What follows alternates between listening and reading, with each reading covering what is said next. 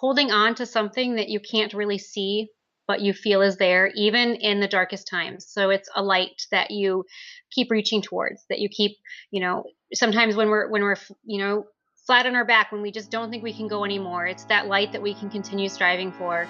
And so to me, hope is just the never ending possibility that things can get better and will get better. I'm Kiloie Granda. I'm the founder and executive director of Unspoken Voices. And myself, along with the rest of my organization, wants to say that we share hope. Welcome to I Share Hope, the podcast where world leaders share their real stories of hope and how you can use actionable hope to start changing your life today. And now, here's your host, Chris Williams. Can you see me? I can hear you now. Okay, can you see me too? Yes, there we are. Good. Okay. I keep freezing, so I'm sorry. Oh, that's fine. I'm glad we finally got it figured out. Yeah, Skype sometimes just totally bugs out on me too. I'm not sure why. Well, at least we got it working. Yeah, hopefully it will stay working. So and sorry about the background. I'm on the road today, and this was the only place I could find that had a decent enough place to park and actually get some good internet. I tried some Starbucks type locations, but that didn't work out so well. Yeah. Okay. Well, no worries. Thank you. I appreciate it. No, thank you. So, where are you right now? I am in my basement office at my home in Morris, Minnesota. Morris, Minnesota. Mm-hmm. That's a lot cooler than I'm in Nashville, Tennessee right now. It's a little bit warm. How warm is it? 91, looking at the car dashboard. Yeah, I think we hit 81 today, so yeah. Are y'all just burning up? No, you know what? I'm from Texas and Florida, so Okay. This is good. I can handle warmer, so. Okay. All right, help me out. Make sure I get name pronunciations exactly right before we jump in here. So my first name is Kiloie, and last name is Granda. And if it's easier for you, you can just call me Kilo. Most people do. Kiloie. Is it Kiloie or Kiloie? Kiloie. Kiloie. Okay. Kiloie, and then last name one more time. Granda. Granda. Awesome. Fantastic.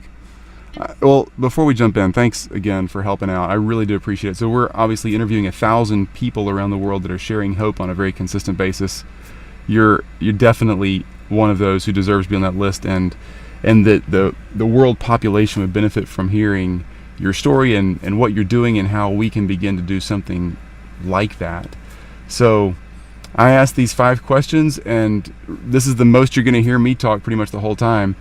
You answer however you'd like, and I guess you got a copy of those 5 questions in the interview 101. Okay, so then, really, this is your time to talk. I'm just going to ask you the questions, and you go with it wherever you want to. And after question 5, I'll get some contact info, social media, whatever you want to share publicly, website, whatever it may be. And then we'll take kind of a quick break so I can cut some audio out, get a little bit of quotes done that we need to just have quiet recording for. And then we'll jump back on, and if I have any questions, I'll wrap up then. But it's pretty straightforward. This is really all about you. I get to learn with everybody else. Well, thank you for the opportunity. Oh, thank you. Okay, so I'm going to make sure I get this right. Kiloie Granda, correct? Correct. Awesome. All right, thanks. Well, Yeah. Kiloie Granda, you are with us from Minnesota, I think is what you said.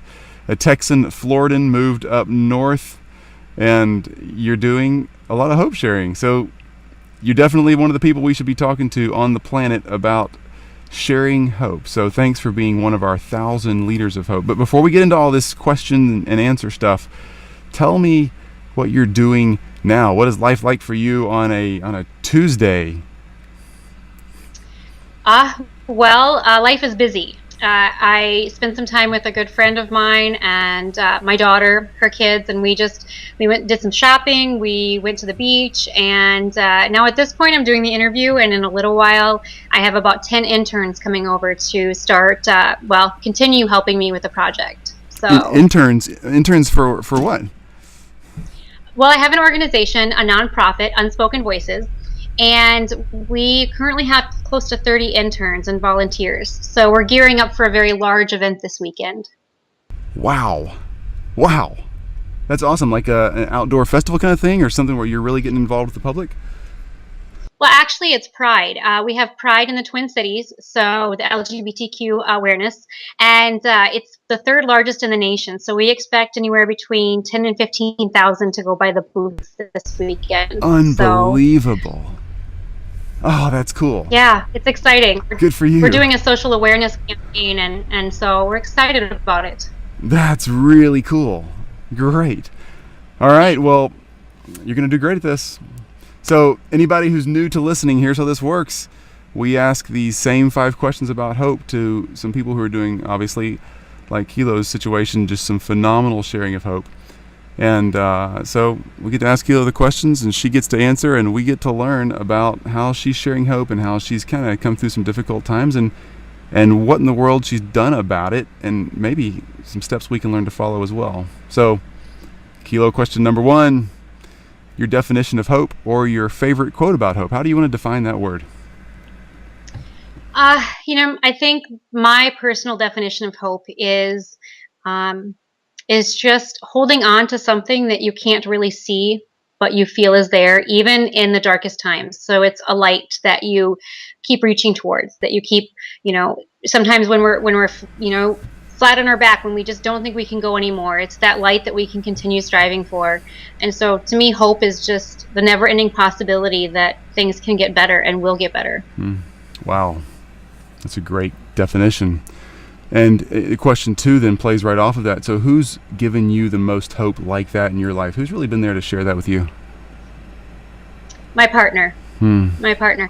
Wow. It's been a rough couple of years with, I was assaulted 1.5 years ago, and my partner never once wavered, has given up so much to continue being by my side. And that hope, I wouldn't have been able to make it through without it. That's sweet. That's a great statement. So you're moving right along, and you're jumping into question 3 already. So, most of the people we talk to, and I have no idea where you're going with your story, so you just make it yours, but most people we talk to are 20 or 30 years past some hard times. And every now and then we talk to somebody who's got a pretty recent story. But go where you want. So tell me about a time when hope was hard to grasp, or things seemed fairly hopeless, or some things that have been really hard to come back from that you really needed hope. You paint the picture for us and kind of explain what happened and take us there. Okay. So for the past several years, I've been involved with violence prevention and response. I worked for the University of Minnesota coordinating violence prevention and response on our campus. I've also served as an advocate. My master's is in criminal justice, so this is a life I've really lived intellectually. Unfortunately, emotionally, I have placed myself in very unhealthy relationships, and it's a pattern of behavior that started with me as a childhood. In my childhood, my mother was abusive, and we hopped from state to state and from man to man. And as I grew up, I learned that that's what I thought anyway was normal. And I continued that pattern of behavior after I left my childhood home. I continued to find abusive partners, was sexually assaulted by one of these partners. So it was difficult. Intellectually, I knew how to be healthy, but emotionally, I did not. And several years ago, as I really started entering the field of violence prevention and response, I began to learn emotionally what I needed to do to step out of that unhealthy place in my life. And as I did so, so much in my life changed, so positively. And it was a wonderful time. And I had my partner by my side, and I just, I felt like life really couldn't be any better than at that point. And it was right about that time that I decided to go out for drinks with a friend. And I ended up becoming a victim of rape. Oh, my goodness. I was raped several times, and it was very difficult because, it's difficult no matter what. But one of the things that I think struck me the hardest was so many people see rapes as the stranger rape. They see a person jumping out of the bushes with a mask on. They don't see the person that they trust, that they work side by side with. And And this man, he's a very influential leader in the community. I'd worked side by side with him in the violence prevention area for quite some time. We were very close friends. And my partner, to explain a little bit further about my own life, my partner is actually a woman. So I'm gay, and I expressed this to our friend. It was actually a mutual friend, and he understood and was completely, okay with it, except I guess, outwardly he was okay with it, inwardly not so much. During the rape, which was a hate-based crime, he continually told me that he was going to prove that I was straight. Wasn't he better than any woman, or what any woman could give me? Yeah, so there was, a lot of it was hate-based, and I didn't realize that until quite some time after. But I would have to say that that was one of my lowest points, and it took me a long time to really start to work through some of those issues.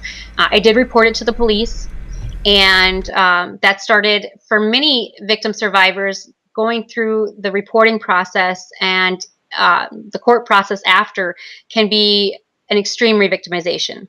And in my case, it was. And I had to relive it over and over again. I began reliving it in my dreams. I began reliving it in my daily life. I couldn't leave my home. I couldn't leave my partner or my daughter's side. I couldn't even work, especially being in the field that I had been in. I was humiliated. I was terrified. I lived every day on edge, thinking that that day could be my last, and sometimes wishing that that day was my last. So for me, that was the darkest time, where I really didn't see much of a light. It was there. It was just difficult to see. So. Oh, Kilo,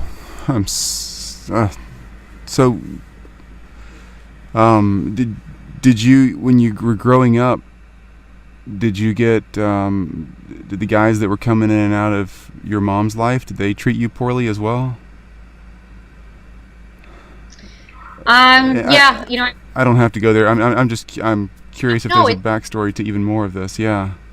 It's fine. I'm very, very blessed to say I was not assaulted or touched or treated improperly in that fashion by any of them. Wow. I was physically abused by them.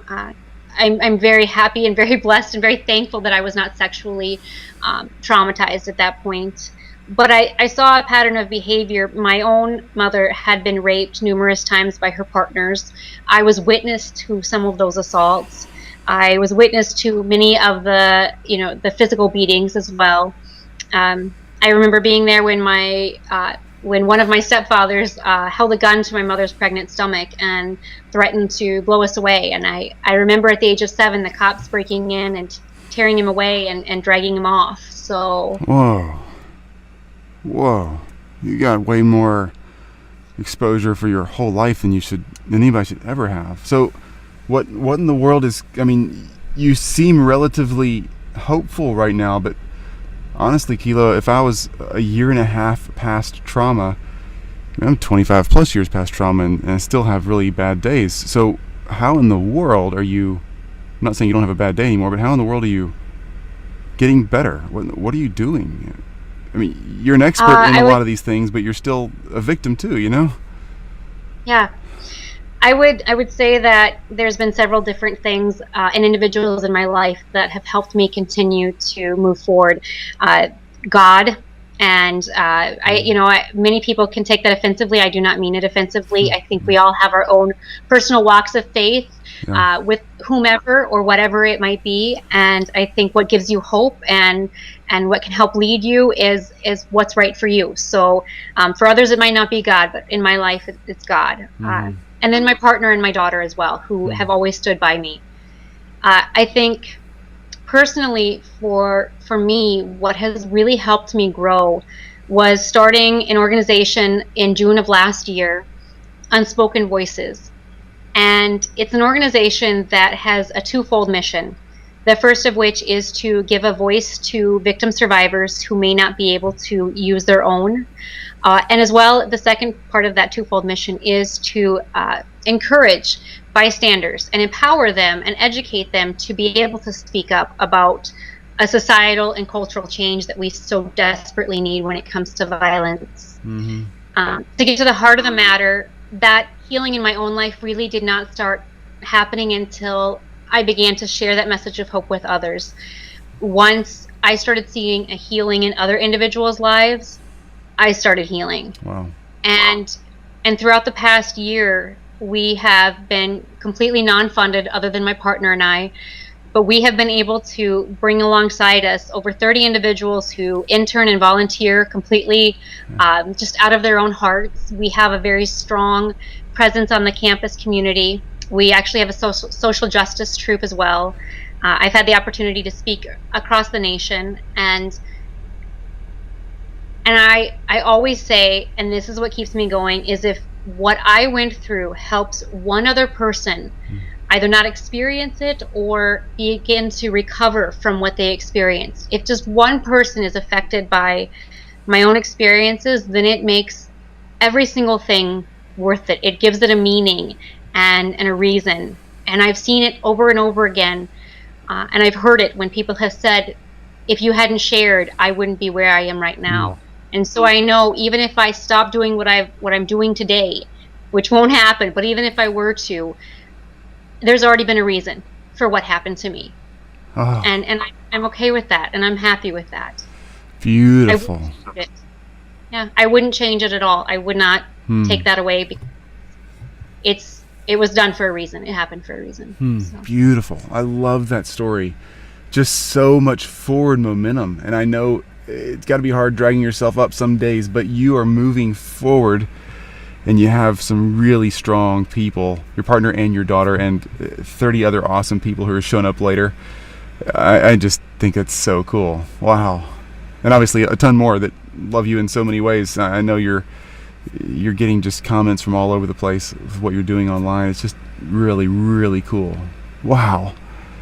Huh. Okay, so just on that track, you're somebody who's an expert at helping people and bringing safer communities together to stop the violence. And you were doing that before the violence that happened to you. But you know, everybody wonders, well, how did it happen, and how do I tell my daughters, or you know, the other women in our community, my wife, girlfriend, whatever it may be out there, how do I keep them safe? I mean, if anybody would know how to stay safe, it'd be you, and yet it's impossible to stay perfectly safe in the world. We know it's a messy place sometimes. So how do I tell my daughters and my wife to be careful without being paranoid? You know, you got to get out there and have fun. I want my girls to live and have a good time. Yeah. Well, a couple of things in response to that question. I think we need to make it a message that encompasses all genders. So we need to tell it to our sons and our daughters and our brothers and our sisters and our fathers and our mothers. 1 in 6 men will be sexually victimized, and 1 in 3 to 4 women will be. And so violence really has it doesn't discriminate. It doesn't have a gender limit or an age. It will attack all. And so we need to give this message to every gender, to every individual. We also need to give a message of standing up and being aware of what's happening around you, being willing to step up and stop something if you see something. That's huge. For every 40 individuals, only 1 will ever commit an act of power-based violence. Only 1 out of 40. So there's 39 other individuals who will never commit an act of violence like that. But yet that one person, that one perpetrator can do it so many times over and over again and can cause so much damage in so many people's lives. We need to be looking to those other 39 people to get involved and to realize that it is their issue. Just telling our children stay safe isn't enough. We need to tell them keep each other safe. I think that's a huge key part of it. Keep each other safe. Be aware of your surroundings. Be aware of who you're going out with. Make sure that you have a phone by you at all times if you can. Have a plan. You know, I'm going to call you in an hour, and if you don't hear from me, then contact me. And if I don't answer, then call someone else. Call the police. Just basic things can help. But even more than that, I think we really need to hit the heart of the matter. And the heart of the matter is the fact that our society views violence as acceptable at this point and as the norm. And we need to change that viewpoint. Yeah, I am so with you. Great message. And last question on this, and we'll move on. So, what happened to the jackass that got in your way? A year ago in June, I was pulled in to the office with the lawyer, and I was told that my case was being dismissed. I was told at the time that it was being dismissed because I had a childhood, I had a past, as you know, with my childhood of being abused. And the attorney looked at me and said, either you're really unlucky, or, you know, and he left it at that. No way. It wasn't until several months later that I realized the local police department, not all of the police department, but the investigator working on my case, had lost my urine, which had the alcohol testing done. They had lost it. They'd also lost the results of that, and they had fabricated the results. Meanwhile, it might help to explain that the day after I was raped, I went in on the request of the police department and wore a wire and went back into that man's house and had him confess to having sex with me when I was blasted, as he put it, and he knew that I wouldn't remember what was done. He knew that I was semi-unconscious or unconscious, and I have admissions of all of that. And in the state of Minnesota, if you are too drunk to pass a driving test, if you know, a sobriety test, then you are too drunk to give consent. And I was obviously too intoxicated to give consent. Much less if there had been drugs in my system, which we don't know, because again, the urine had gotten lost. So, so it's been a very difficult thing to try to get past the fact that I was re-victimized by the court system, and there's really not much I can do about it other than try and fight back for other victim survivors. The person who assaulted me is a high school principal. Still. Yeah, he was removed from his position. He was brought back for the last year, and now he's been fired. And I really hope it's very difficult for him to find another job. I will do whatever I can to keep him from finding another job, working with children. But it's the society that we live in where people can get away with things like that and can go on working with our kids, our most innocent, you know, part of our population. It's again, it's a shame. It's our society that looks at it and sees that it's not a big deal. It's not a lost cause yet, Kilo. I know there's got to be somebody out there who can track this one down and get this one done. Because that guy, not vengeance. I'm not trying to go there because that doesn't help you. But there is justice, and justice does help, because there is right and wrong, and somebody needs to be held accountable for their actions. Well, hopefully, as your story gets out, the right people will become aware of this and with the right amount of authority and start getting involved. So, I'm glad we get to repeat the story just for that reason alone. So, question 4, Kilo. You're amazingly strong. I'm blown away. Super impressed. Question 4. You're sharing a lot of hope. You've already told us a lot of how you're doing that. Any other ways that you're sharing hope today? So you're doing a lot in your community. Is there anything else you want to mention that you haven't already? Just what you're doing on a daily basis to make somebody else know it's okay. They have a reason to smile and move forward. Maybe not even about the issue of violence in the community. I listen. I listen to other people share their stories or share things going on in their life, their challenges. You know, I can't say how important it is to not underestimate the fact that just listening to someone else validates what they're saying. So many people have mental health issues, physical challenges, issues with, work, home life. It can be a number of things, but yet no one listens to them. and no one gives them that time that they so desperately need.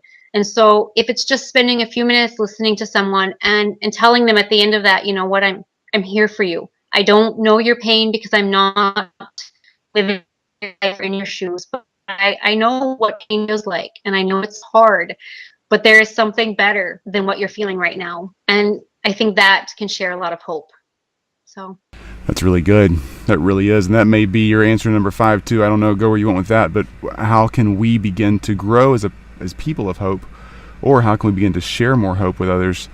But I tell you, what you just said, it really fits that too, just listening to the people around us. But I don't want to answer that for you, but anything else you'd give us as a simple steps 1, 2, 3 or ABC kind of thing? well, you might have to edit this part out, but I would say to tell people to start giving a shit. Huh.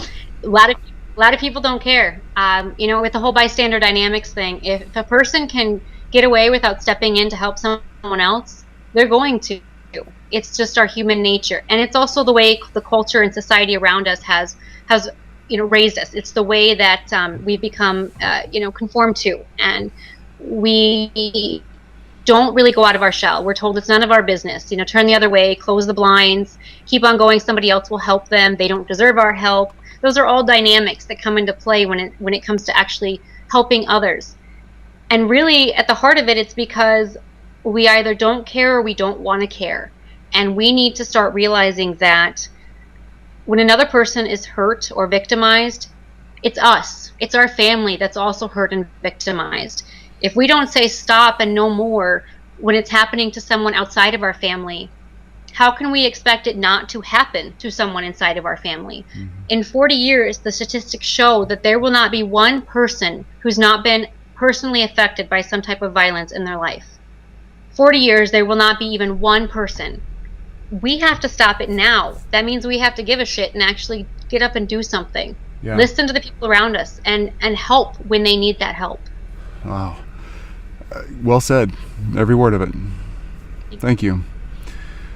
So where can we find out more of what you're doing? I think there's a lot of people who would love to be able to follow you and your story, your activity in the community, and maybe even need to start a conversation that will help them start to heal. So where do we go? You cut out on the very first part of it? Yeah, just places that we can connect to you. So there's okay. People who need to start telling their story, and there's people who want to follow what you're doing. Both. How do we find you?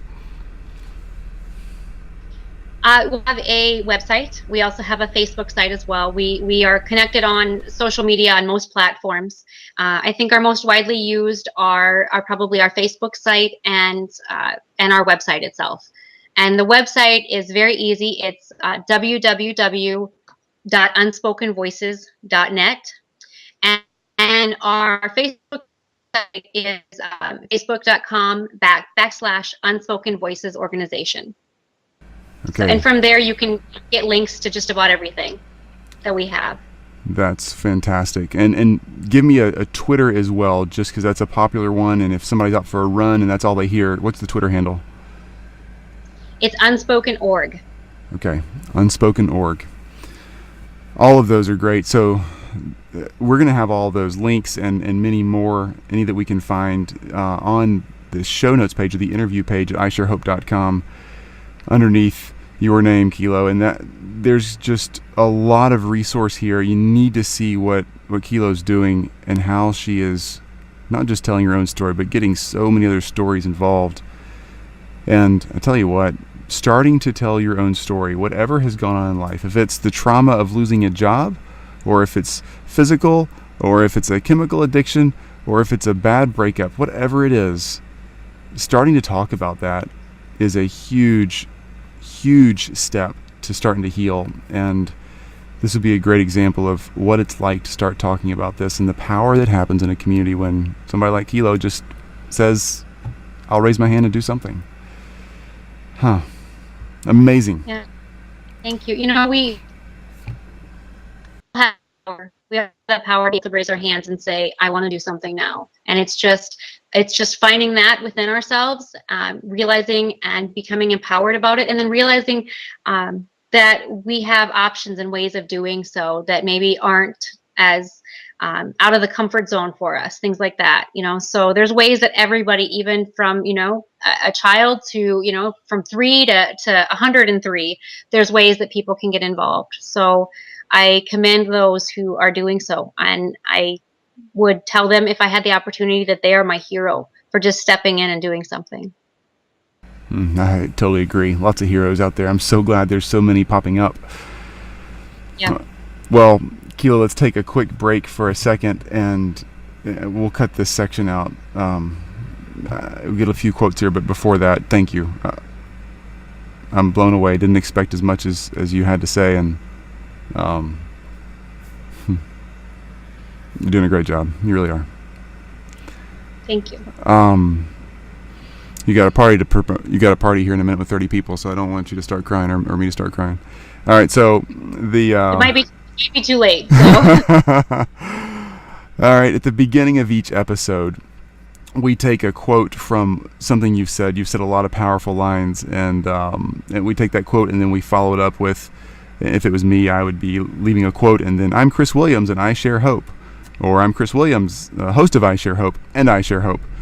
So I need you to say your name and I Share Hope, or your name and some little statement about what you're doing, who you are, and I Share Hope. However you want to put that together, multiple tries if you want. I'm going to mute my microphone and let you just give a few shots at this thing, and then we'll finish up here. All right? Okay. I'm Kiloie Granda. I'm the founder and executive director of Unspoken Voices, and myself, along with the rest of my organization, wants to say that we share hope. That's perfect. You can try again if you want, but I sure think that's perfect. Are you good? I'm good. Thanks. Okay, good. All right, Kiloie, and a few random questions. So how many people are engaging with Unspoken Voices? I've seen some of this stuff online, and it's honestly pretty impressive. The people that are starting to speak, maybe not with their little voice, but they're speaking. How's that going? It's amazing. It's going really well. I'm seeing the effects of what we're doing, and it's actually it's starting to become so much that the ball's rolling so fast that I actually am stressed about how fast it's moving. But that's okay. That's good. We have so many people who have partnered with us, and so many different avenues that we're going to be able to get this message out.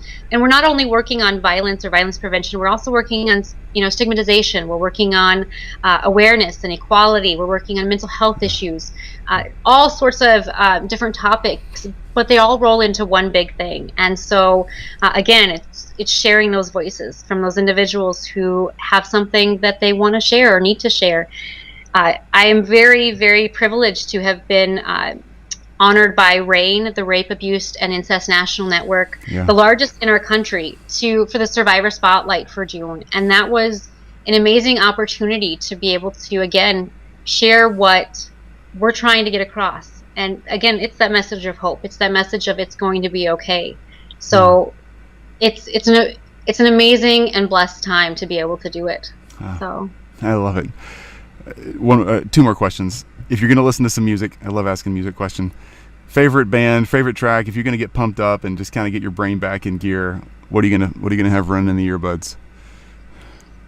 I would say that's hard. I have quite a few. It just depends on what I'm getting pumped up for. I think some of the songs that have really affected me would be a couple that my daughter introduced me to actually last year when I was going through the very difficult time. My daughter brought these songs to me and said, "Mommy, you should listen." And By the Grace of God is one, and Who Am I Living For? And they're both by Katy Perry. And both songs can touch on the issue of violence, but also touch on the fact that we are called to do more with our lives, and we're called to help others with our lives. And so I think those two songs are definitely key to how I feel and what I do, and getting pumped up for what I do. So I love it. I love that your daughter brought that to your attention too. I've got a couple of young teenagers in my house, and their hope and optimism and aggression towards the world is so awesome. They just so ready to fly. I think it's great. Yeah. And it's so amazing to see. It invigorates me, and it encourages me Yeah. to know, to know that there are our youth out there are becoming more civic minded. They're becoming more willing to step out, and I'm hoping that will be what stops this violence continuing in our next generation. So. Awesome. All right, last question. So you're doing all of this speaking, you're going through all of these programs, you're everywhere. I can't imagine how busy you must be. So if you could interview anybody about the subject of hope, like that we're talking about here, or the subject that you're facing every day, unspoken voices, if you could just pick the person, man, I wish I could get that person on the phone and really talk to them, who would it be? Alive or dead? Let's go with both. If you got one of each, I'll try to call somebody up. I would say Christ, actually, or God. I would, because he was, never the one to throw stones, never the one to cast judgment. Instead, he was the one to eat with the people who nobody else wanted to eat with. He was the one who was willing to listen to the people that nobody else wanted to listen to. And so I would say Christ above all. Good answer. Thank you. Alive, which, Christ is, but I know what you mean. I don't really. I can't. I'm gonna look to my partner here because I've met and she has the answer. Is she gonna join the screen, or is she hanging out and being all shy? She's being all shy. She's sitting over here listening. So. Yeah, I would say probably Mariska Haggerty, who founded the Joyful Heart Foundation and No More. Wow. Just because the strength that she has shown in doing so, and the millions of people that she has affected, I would love to know the reasons behind it. And if not her, then I would say Angelina Jolie, who's also done a great deal of work when it comes to war efforts and rape as a tool in war and trying to end that. So I think they're both very strong women, and they have a great purpose and a great passion that it would be wonderful to learn more about and just take a little bit of their purpose, their passion, and encouragement. So wonderful. Kilo, amazing energy and hope and story cheapens what I'm thinking. You have an amazing story, but you're an amazing person. You have an amazing heart, and you have such a warrior's spirit that it's so fun to see you attacking, not cowering. I know there's days you feel like cowering, but you're not backing up. You're a force to be reckoned with, and I'm super glad you're doing what you're doing. Thank you for sharing so much hope with me and all the people listening. And we're close to 40 countries. There's people that are in those countries listening and reading. We make full transcripts of this, and so your words get translated. They pop up all over the world. I have no idea who translates these things, but I guess Google does it. But there's people that are experiencing the trauma that you've experienced in some of those war-torn countries where they're really using that as a tool of war. And your words are just powerful. So share that hope. Keep it going. Thank you for your time and your hope. Thank you. I appreciate the opportunity, but even more than that, I appreciate you and what you're doing. Thank you for being willing to help people share their own story. You're helping me share mine, and that's an amazing gift to me. And thank you so much for your strength and your courage and your tenacity in doing so. Thank you. I'm so grateful that I've gotten to meet you and talk to you, and I really look forward to supporting your work in whatever way possible. So you're a hero. Thank you. You're supporting it by sharing. So thank you. Enjoy your evening. Good luck with your 30 interns. I know you got a lot to do for the weekend coming up, but go get them and keep it up. Thanks. Thank you. Talk to you later, Kilo. Bye-bye. Bye. You've just listened to I Share Hope. If you're ready to make a change, head to our website at isharehope.com and claim your free copy of the top 10 actions of hope from world leaders to use hope in your own life. Thanks for listening, and we'll talk to you next time.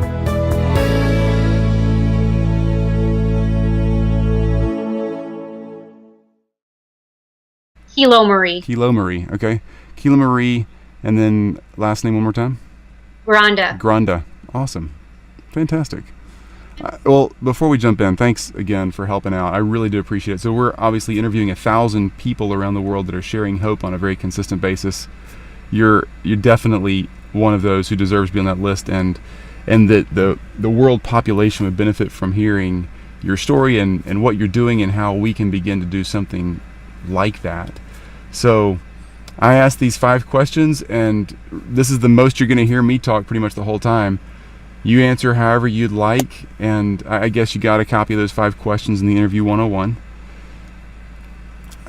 Okay, so then, I mean, really, this is your time to talk. I'm just going to ask you the questions, and you go with it wherever you want to. And after question 5, I'll get some contact info, social media, whatever you want to share publicly, website, whatever it may be. And then we'll take kind of a quick break so I can cut some audio out, get a little bit of quotes done that we need to just have quiet recording for the interview. And in a little while, I have about 10 interns coming over to start, continue helping me with the project. So interns for what?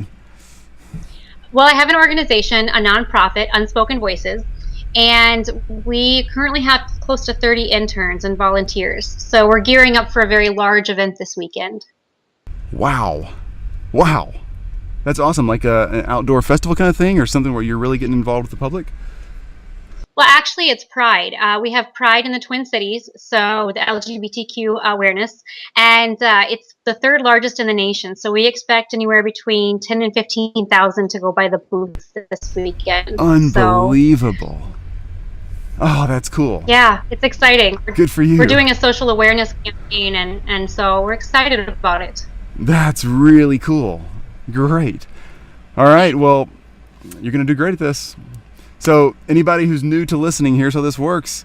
We ask these same 5 questions about hope to some people who are doing, obviously, and then we'll jump back on, and if I have any questions, I'll wrap up then. But it's pretty straightforward. This is really all about you. I get to learn with everybody else.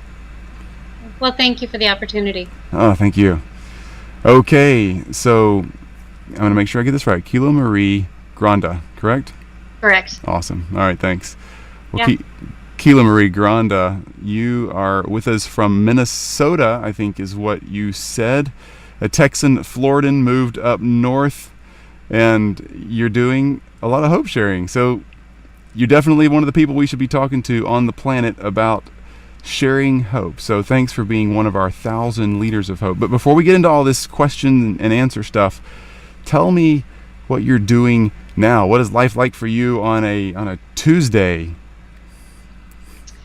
Life is busy. I spent some time with a good friend of mine and my daughter, her kids, and we did some shopping. We went to the beach, and now at this point, I'm holding on to something that you can't really see, but you feel is there, even in the darkest times. So it's a light that you keep reaching towards, that you keep, sometimes when we're flat on our back, when we just don't think we can go anymore, it's that light that we can continue striving for. And so to me, hope is just the never-ending possibility that things can get better and will get better. I'm Kiloie Granda. I'm the founder and executive director of Unspoken Voices, and myself, along with the rest of my organization, wants to say that we share hope.